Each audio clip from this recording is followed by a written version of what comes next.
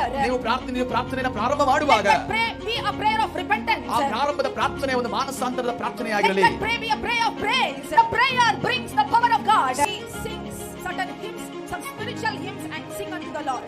ನಾವು ವಾಕ್ಯಗಳನ್ನು ಬಾರಿಸುತ್ತೇವೆ. So when you sing unto the Lord, ಸಭೆಯೇ ನೀವು ದೇವರನ್ನು ಆರಾಧನೆ ಮಾಡುವಾಗ it's going to shake the heavens. ಅದು ಪರಲೋಕವನ್ನು ನಡುಗಿಸುತ್ತದೆ. It's going to shake the earth. ಆ ವಾಕ್ಯಗಳನ್ನು ನಾವು ಗಟ್ಟಿಯಾಗಿ ನಾವು ಓದುತ್ತೇವೆ. So read aloud the word of God. ದೇವರ ವಾಕ್ಯವನ್ನು ನೀವು ಯಾವಾಗ ಓದುತ್ತೀರೋ, When you hear the words of God, ನೀವು ದೇವರ ವಾಕ್ಯವನ್ನು ಯಾವಾಗ ಕೇಳಿಸಿಕೊಳ್ಳುತ್ತೀರೋ, it will be fulfilled. ಸಾಕ್ಷಿಗಳನ್ನು ಕೊಡ್ತೇವೆ. ಒಂದು ಸಾಕ್ಷಿ.